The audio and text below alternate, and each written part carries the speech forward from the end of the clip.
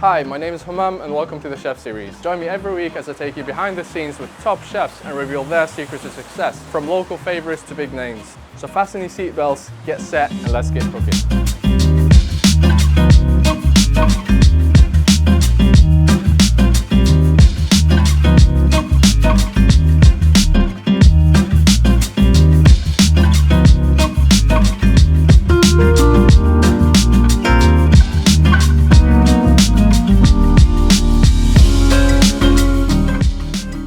Hi Michael. Hi, nice to meet you. Nice to meet you too. Nice to meet you too, man. Thank you for having me. Of course, no problem. Today we've done a menu shoot. We have. And it's been looking amazing. So amazingly presented. Oh, thank you. And maybe I can have a taster afterwards. Come in and have something to eat. Absolutely, I would love to. Thank you so much. You're welcome, of course. The menu today is curated by you, more or less. Me and then the owner or the operations director for Mason's, who in himself is a massive foodie. So he's had quite a bit of input on some of the things that he wanted, and then also has come up with a few of the dishes himself and kind of put his stamp on the menu. So it was very, very important for him to have his input as well as letting me have my creative freedom as well. So the menu is really an amalgamation of me and others. So yeah, that's where the whole menu's kind of come from, really.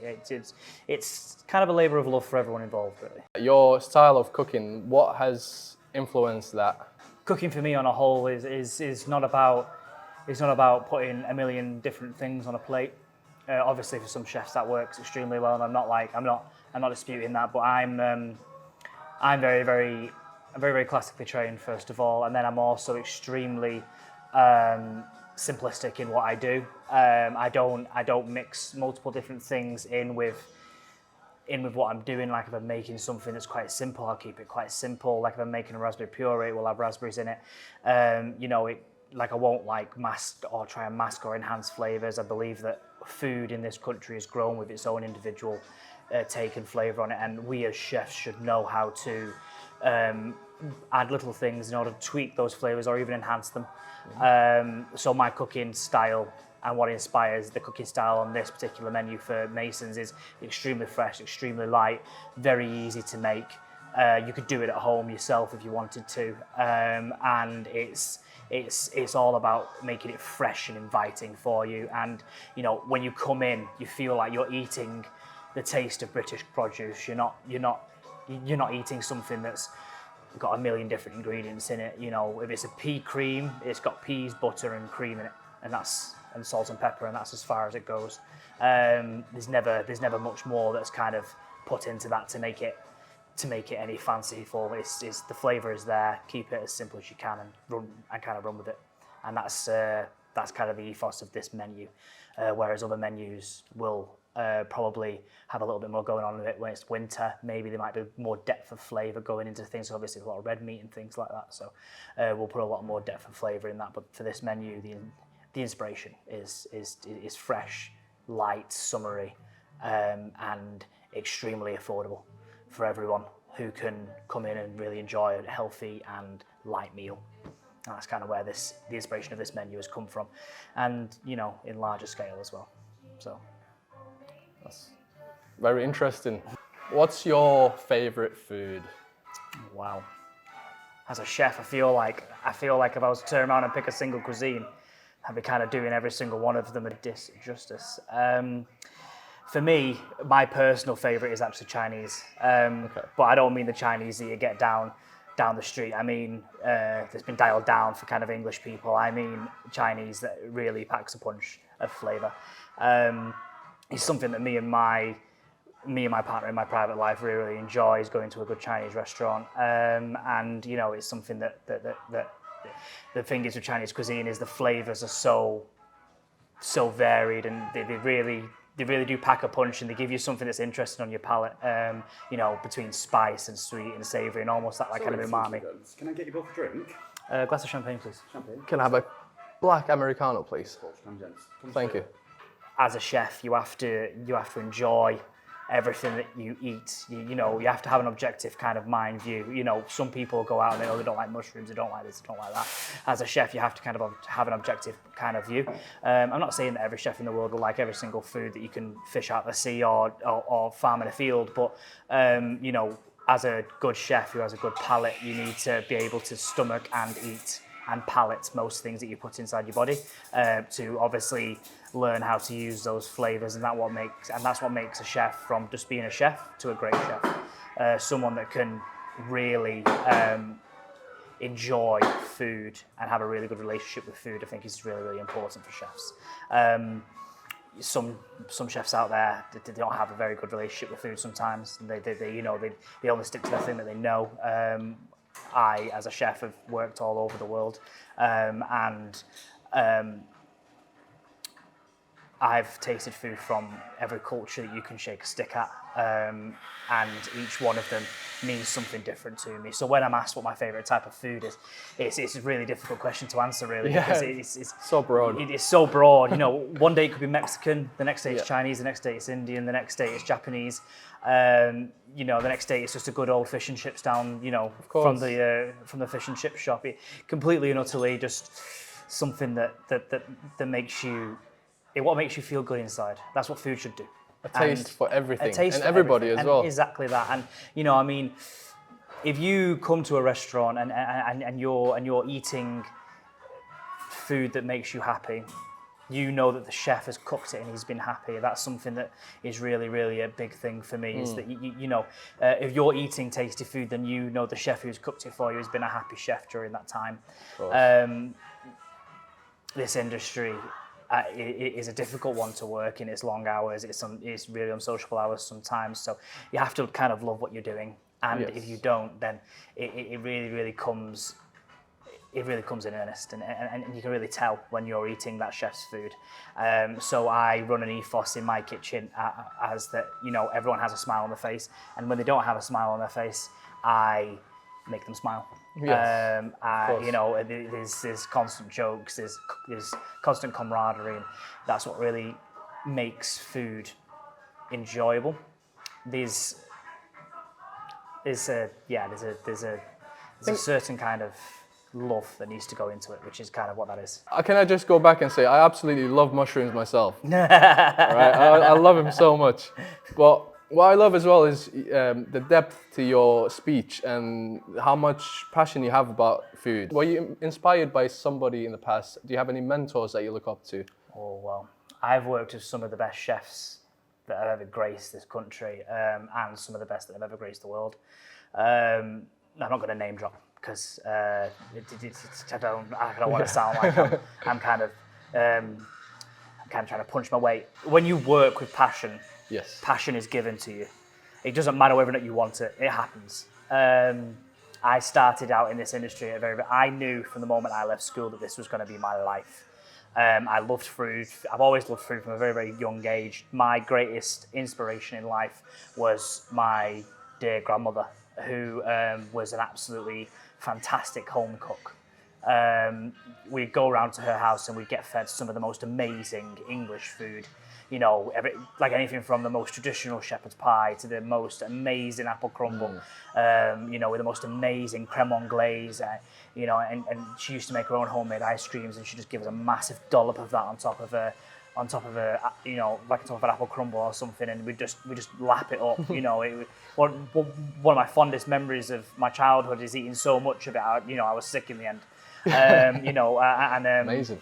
And that's where my passion from food came from. And then obviously, once you've got that initial passion, when you go into any kitchen and you show that passion to other chefs who are doing it a longer time than you, they will automatically know that you're worth the time that they have to put in order to train you.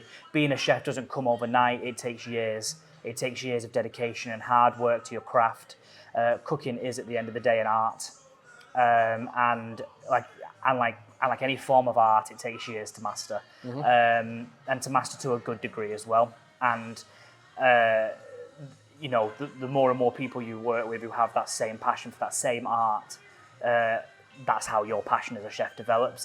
It's when you don't work with people who don't have that passion, that's when your art isn't as good as it possibly could be. But I believe that every chef out there has the capacity to be a great one. You just need to work with the right people and experience the right kind of food and the right kind of environment and the right kind of ambience around you on a working day. When it comes down to it, everything that we want as chefs in our lives when we get older is to pass on our knowledge. And Absolutely. a very, very famous chef says that the first 10 to 16 years of your career you should be a sponge. You should absorb everything that gets spoken to you and said to you, and then after those 10 to 16 years, you can then start to release or squeeze out your sponge and give it to others. And that's kind of where I am now. I've absorbed so much, and now I'm bringing myself out and giving it to others.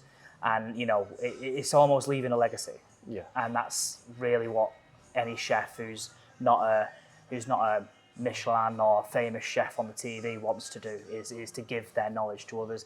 My mentor in college did that to me, and I now do it to all who I work with. So, it kind of comes hand in hand in full circle, really, of how we learn. Yeah, I feel like your grandma might have been a kind of route to the legacy that's been passed on to you. Do you feel like whatever you learned from your grandma, you passed on to people who have worked alongside of you in the kitchen? Well, it's actually really funny you should say that, because on this menu that's now being launched in Mason's is a sponge cake recipe that's been in the family for about 200 years. Wow. That's incredible. And it was my grandma's go-to, it's my go-to, it's my mum's go-to. Everyone in the family knows it. It's the most simple recipe in the world, but it's so adaptable. And you can put anything with it. It doesn't matter. It never changes. It's the way it rises, the way it kind of sets in kind of its mold. It never changes how it reacts when it cooks, which just makes it extremely reliable. And it's delicious. It's 4 ingredients, and it's just anything you add to it just adds to the flavour. It's like a sponge, soaks it all up. And so there's a sponge on this menu. It's the lemon pistachio raspberry sponge. Wow, I love pistachios. That is the base sponge of that recipe is one that's been in my family for generations. So it's almost extremely nostalgic. And whenever I see those sponges going out to the customer, I'll know that they're eating a bit of what makes me a great chef. It's what I was taught when I was 10, 11, 12 years old, when I was at my grandma's heels in the kitchen. When you were sponging it in. Exactly. From very early days. And now, even now with the chefs that I work with now, they've now learned that sponge recipe.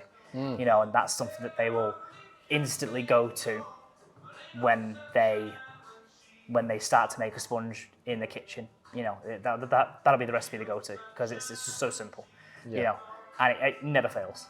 It never fails. You follow a few simple steps, a few simple ingredients, and it's perfect. And that's really what cooking is about. Yeah. It's not about what I put in front of you as a chef. It's about what I give back to the chefs that I work with and to the customers who order my food. And that is a good experience for the customer and a good deal of knowledge to the chefs. And a great deal of history. And a great deal of history, yeah, as well. Something as simple as a sponge cake recipe, but it's still steeped in love and passion, and that's what food is to me. It's not something that I wake up every day and then, I'm going to work. I wake up every day and I'm going to work, and I'm going to do something that I love. And I'm a great believer in one of my mentors once said to me, Michael, you work 80% of your life, you should enjoy every second of that percent. Of course. And if you don't, then you're doing it wrong. And that stuck with me my entire life, because if I wake up one morning and I'm not in a good way, or I'm not in a good mood, or and then I can come into work, me working with food cheers me, and that's where you realise that is your passion. That's when it's in your heart, basically. And everything that goes out of your kitchen then should be a resemblance of how you cook and how you think about food. You should be using the very, very best ingredients that you can get your hands on, prepared in a modern and simple way to give the best to your customer. Absolutely. And that's really where that comes from.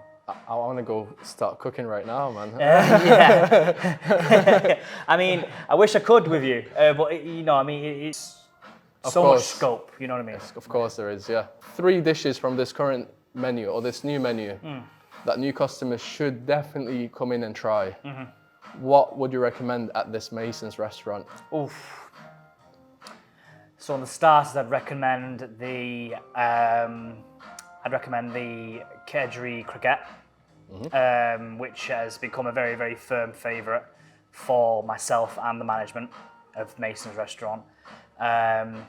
Main courses, I would definitely recommend going to get the chicken.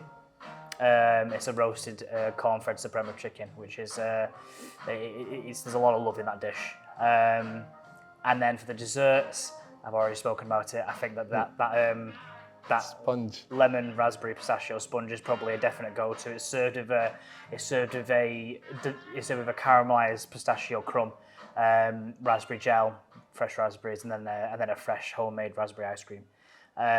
So it's extremely light, extremely summery, finished with a pistachio syrup. So it just gives you definite baklava vibes. Okay. But with an English kind of take upon that. And yeah, that's basically the flavors of a baklava made into an English dessert.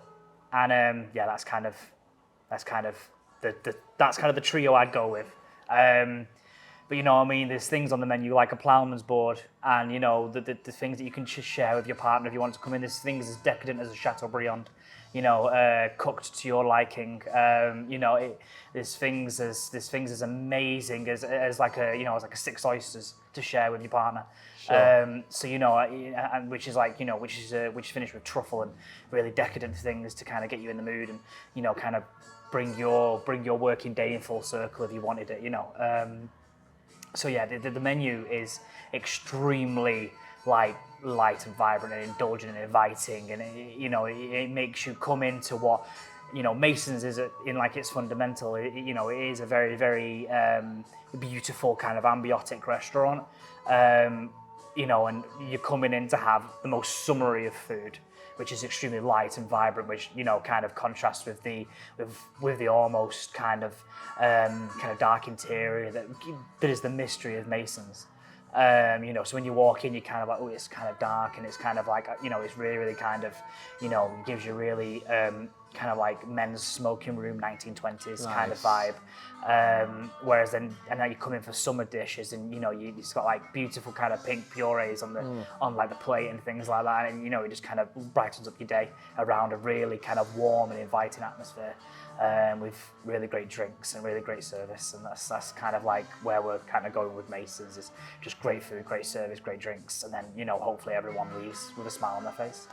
I'm so happy I made it here today because I felt welcome the minute I came inside. Amazing. And I feel like we completely forgot about drinks. I feel like we have, but I'm gonna say cheers. Cheers to you. Cheers to you and to me, Yeah. and to the future.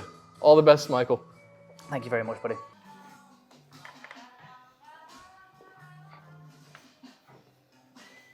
See you on the next episode, guys.